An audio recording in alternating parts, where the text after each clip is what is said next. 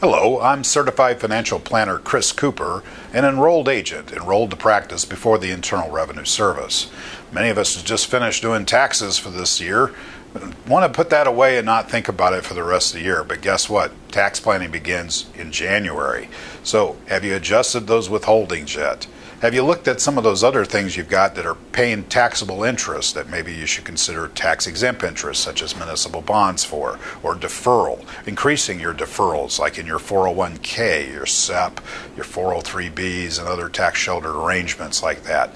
These are all tough and great ideas for people to be able to look at, but sometimes they have a hard time putting them into context. If they go to a tax person, he tells you the tax aspects of it. You go to investment people, they talk about the investments, but then they don't get the tax pieces right. So here's where you have to have both hats on when you're considering these sort of things. One of those reports you might be getting right now in the mail is called a 5498.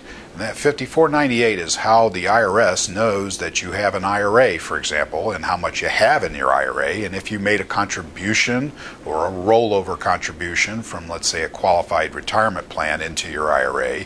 So those are all reporting structures, and you get those forms directly from the custodians of your IRAs, and they go directly to the IRS. But many times people receive those now during the month of May, and so they're often thinks, oh my gosh, I forgot something I needed to do with my taxes.